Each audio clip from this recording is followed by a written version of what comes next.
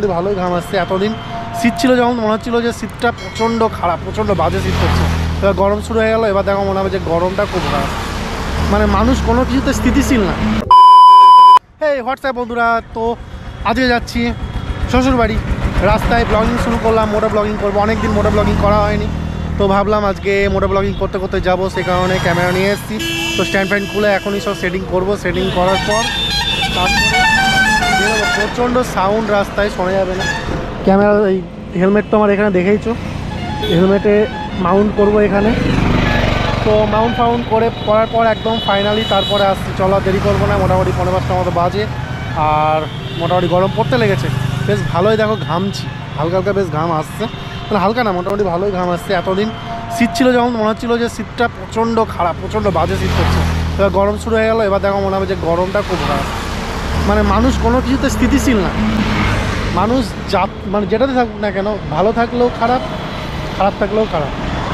তো যাই হোক, চলো ফাইনালি ক্যামেরাটা লাগিয়ে নিই, তারপরে আসছি। দুঃখের বিষয় কি বন্ধুরা, হেলমেটে ক্যামেরা মাউন্ট করার পর দেখি যে কোনোভাবেই কোনো সাউন্ড আসছে না। তো তাই আমাকে আবার ওভার ভয়েস করতে হচ্ছে, বসে বসে এখন খাটতে হচ্ছে এর পিছনে। তার কারণ হচ্ছে একটাই, কি প্রবলেম হলো আমি জানি না, কোনো কিছু ধরতে পারলাম না। অনেকক্ষণ ট্রাই করলাম, ট্রাই করার পরও কিছুতে বুঝতে পারলাম না যে কি হলো, মানে কেন সাউন্ড আসছে না। পরে আবার চেক করলাম যখন, তখন দেখছি যে ঠিকই আছে। তার মানে মনে হয় হেলমেটে সাউন্ড মনে হয় ভূত লেগেছিল যার জন্য এটা হয়েছে। তো যাই হোক, এবার আমি এই ট্রেকারটাকে ওভারটেক করলাম। ওভারটেক করার পর যাচ্ছি, বেশ আনন্দে আছি এখন যে যাব আর দেখব মেয়েকে, মিষ্টুকে দেখব, যে ওর নাম যেটা দেওয়ার সেই নামের ফর্ম ফিল আপ করা হয়ে গেছে, মানে বার্থ সার্টিফিকেটের ফর্ম ফিল আপ করা হয়ে গেছে। তো সেই কারণে খুবই আনন্দ এখন, যে যাক ফাইনালি নাম অনুষ্কা রাখতে পেরেছি। তো এখন যাচ্ছি। স্পিড আমি খুব বেশি দিই না, মোটামুটি 60-র আশেপাশে মানে মধ্যেই থাকে। সেখানে 54, 55, 51, 49 এরকম আশেপাশে থাকে। যাই হোক, তো এইভাবেই টুকটাক করে এগিয়ে চলছি। কেননা খুব বেশি স্পিড দিলে আমার সিরিয়াসলি বলতে কি ভয় লাগে প্রচণ্ড। কেননা এর আগে আমি অনেকবার অ্যাক্সিডেন্টের হাত থেকে বেঁচেছি, যে কারণে মানে আগের বাইক নিয়ে আমার, তো যে কারণে এই বাইকে আমি কখনো স্পিড খুব বেশি দিই না। খুব বেশি দিলে 50 বা 60-এর মধ্যেই। কেননা তাও ওভার স্পিড হলেও হয়তো কন্ট্রোল করার ক্ষমতা আছে এই বাইকে, কিন্তু তা সত্ত্বেও আমি দিই না। কেননা মানে কি বলবো, ওভার স্পিড করে আমার লাভটা কি? আমার তো যাওয়া নিয়ে কথা, সাইকেল না চালালেই হলো, আমার যাওয়া নিয়ে কথা, যেভাবে হোক না কেন যাই। তো যাই হোক, এখানে প্রচুর দেখো বাজার বসেছিল, সবজি বাজার। আর রাস্তাটা আজকে একটু ফাঁকা ফাঁকাই দেখতে পাচ্ছি আমি, তার কারণ জানি না। আমি খুবই বকবক করেছিলাম সেদিন হেলমেটের ভেতরে, কিন্তু একটা সাউন্ডও ওঠেনি। এত কষ্টের কথা যে একটা সাউন্ড পর্যন্ত ওঠেনি, মানে এর থেকে দুঃখের কথা আর কিছু নেই। আর প্রচুর গানও করছিলাম আনন্দে। যাই হোক, সেটা আর কি বলবো, বলার কিচ্ছু নেই। এখন যেটা হয়েছে সেটা তো মেনে নিতেই হবে। তো এইভাবেই চলতে থাকলাম, চলতে চলতে দেখি যে আস্তে আস্তে স্পিড বাড়ানোর ইচ্ছা হলো। তো স্পিড বাড়াতে শুরু করলাম, যে ফাঁকা রাস্তা দেখি একবার স্পিড বাড়িয়ে কত দূর যেতে পারি। কেউ 57, 58, 59, ও স্পিড আবার স্লো করতে লাগলাম ভয়ে। কেন ওটাতে পারলাম না। সামনে একটা দেখছি আগুরের গাড়ি যাচ্ছে, এটা তো খুবই মারাত্মক। বাই চান্স যদি উল্টে যায় তাহলেই সব নমো গেল। তো যাই হোক, এই রাস্তাটা মোটামুটি পুরো শুনশান রাস্তা, পুরো শুনশান এরিয়া।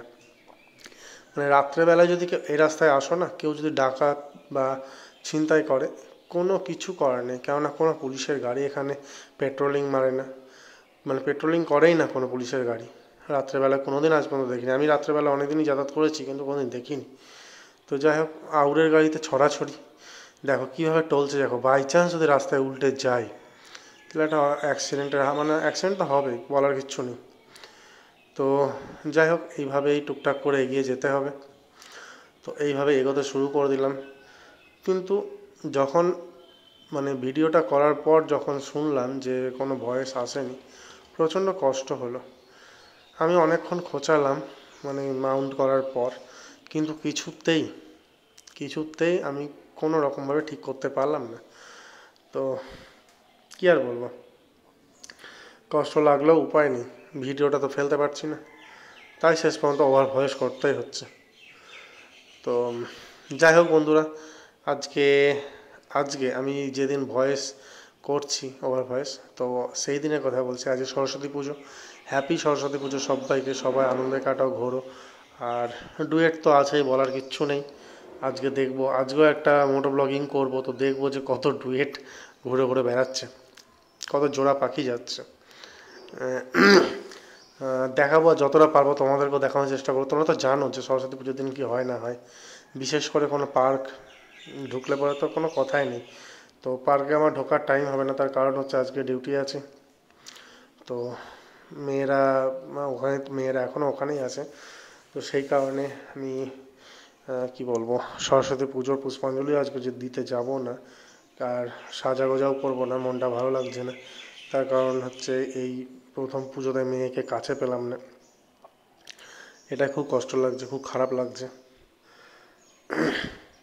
কিছু করার নেই, এখন যেটা মানে হচ্ছে আর কি, সেটাকে নিয়ে চলতেই হবে। তো যাই হোক, এইভাবেই এগোতে থাকলাম। সকাল সকাল করছি ব্যায়াম করতে করতে, নিঃশ্বাস যদি একটু, শ্বাস প্রশ্বাস যদি একটু আপ ডাউন হয়, হয়তো সেটা ব্যায়ামের ইফেক্ট হবে। তো এভাবে চলতে চলতে মানে কি বলবো, এত কিছু কথা বলেছি বন্ধুরা, বলে বোঝাতে পারছি না যে কত কথা বলেছি, কিন্তু একটা কথাও ওঠে নিয়ে গেছি। কী কথা বলেছি সেটাই মানে দুঃখের বিষয় হচ্ছে, সেটা ভুলে গেছি। তাই কোনোরকমভাবে কিছু মানে ওভার ভয়েসও বলতে পারছি না আমি যে কি বলেছি না বলেছি। তো আরেকটা কথা জানাতে চাই যে মোটো ব্লগিংয়ে সবাই বেশিরভাগই দেখি যে অ্যাক্সিডেন্ট দেখায়, অ্যাক্সিডেন্টের সিনগুলো দেখায়, কী করে হলো না হলো সেই সিনগুলো দেখায়। তো আজকে আমি বলছি, প্রত্যেকটা ভিডিও 8 মিনিটের হোক কি 10 মিনিটের হোক কি 5 মিনিটের হোক কি 16 মিনিটের হোক 20 মিনিটের হোক, প্রত্যেকটা ভিডিও আমরা যখন দেখি তখন মনে হয় কি যে প্রচণ্ড সোজা কাজ, কিছু ব্যাপারই নেই।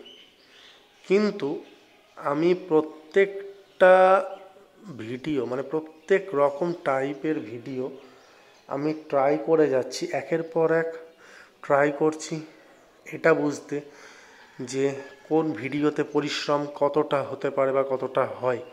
কেননা এই মুহূর্তে আমি ট্রাই করার সুযোগ পাচ্ছি, তার কারণ তো জানোই যে এখন মেয়ে বউ এখানে নেই, যার জন্য কোনো রকম প্র্যাঙ্ক শ্যুট করতে পারছি না।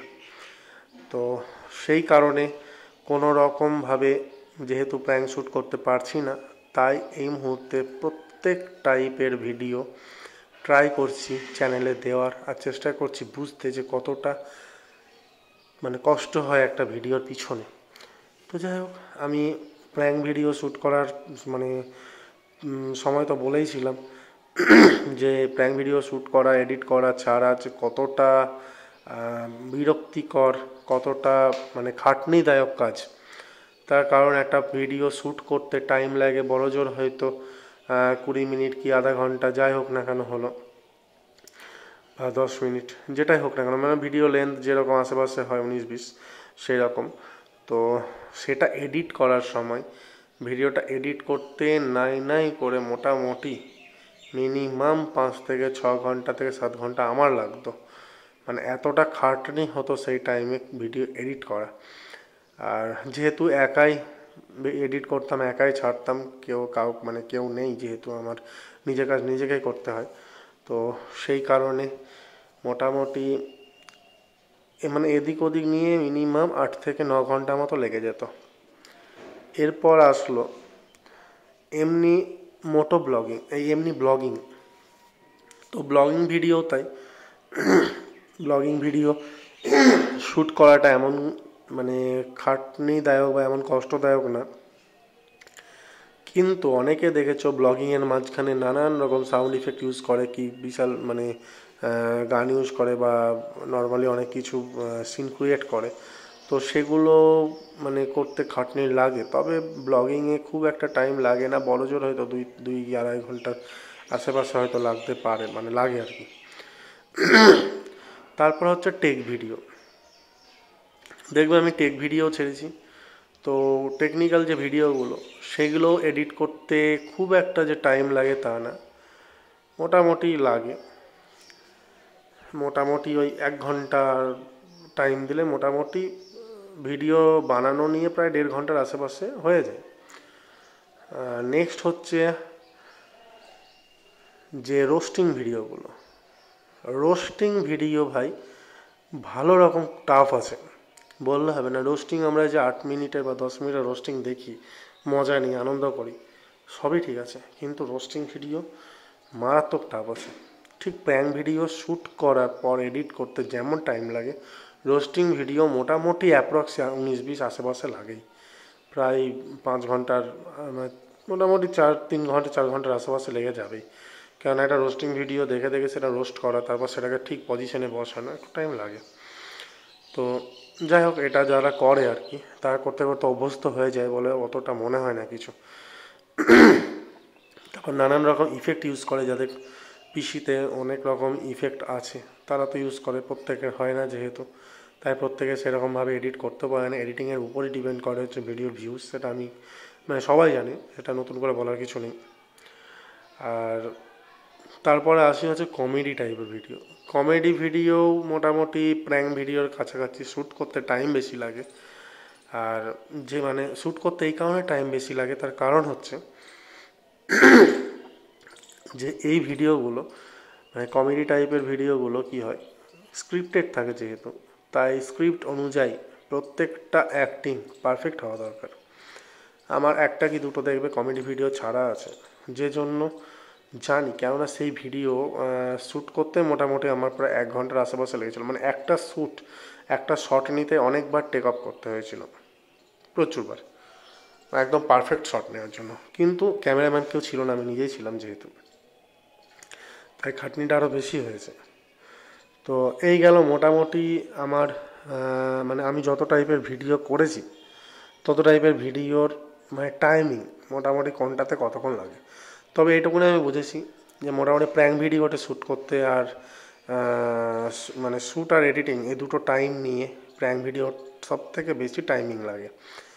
নেক্সট হচ্ছে ফানি ভিডিও, কমেডি ভিডিও। তারপরে নেক্সট হচ্ছে যেগুলো রোস্টিং ভিডিও হয়, সে রোস্ট ভিডিও। মানে আমার করার মধ্যে বলছি, আরও তো অনেক টাইপের ভিডিও আছে, কিন্তু সব ভিডিও তো আমি করিনি, যে টাইপের ভিডিও আমি করেছি তার মধ্যে বলছি। তো তারপরে নেক্সট হচ্ছে টেকনিক্যাল ভিডিওগুলো, মানে টেক ভিডিও যেটা। আর টেক ভিডিওর আগে বলা যেতে পারে যে ব্লগিং। তো এই হচ্ছে আজকের মানে কোনটাই কীরকম টাইম খায় না খায় সেটা তোমাদের সঙ্গে শেয়ার করলাম।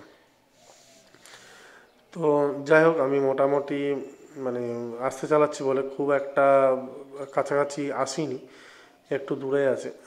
তবে একটা জিনিস দেখো, বেশ ভালো লাগে এই জিনিসটা দেখতে। যখন কোনো গাড়ি সামনে যায় তখন কি হয়, চাকাটা সামনের দিকে এগোতে থাকে, তাই পিছন দিকে ফোর্স প্রয়োগ করে, তাই তো। কিন্তু আমাদের দেখো ঠিক উল্টো মনে হয়, যে যখন কোনো গাড়ি স্পিডে যায় চাকার দিকে তাকাবে মনে হয় উল্টো দিকে যাচ্ছে, উল্টো দিকে চাকাটা ঘুরছে তাই মনে হয়। এটা বেশ মজাদায়ক।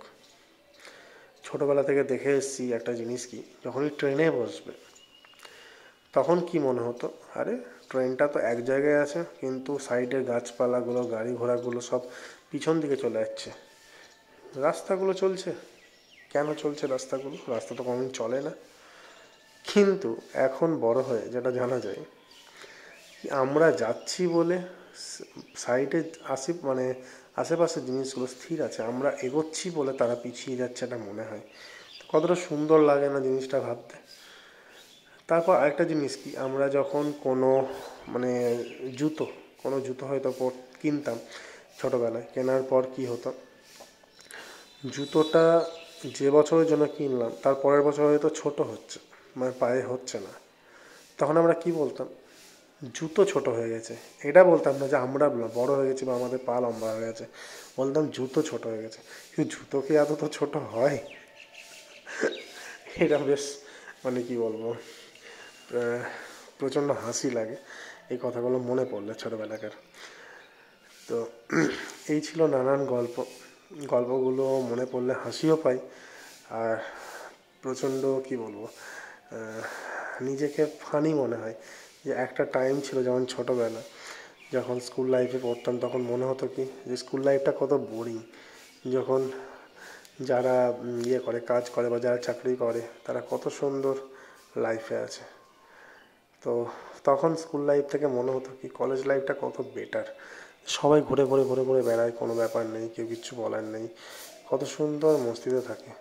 তো স্কুল লাইফ থেকে যখন কলেজ লাইফে গেলাম তখন মনে হলো কি যে বাহ, যারা চাকরি করে বা যারা কাজ করে তারা নিজের ইচ্ছা মতো চলে, নিজের ইচ্ছা মতো ঘুরতে পারে, কেউ বাধা দেবার কিচ্ছু নেই।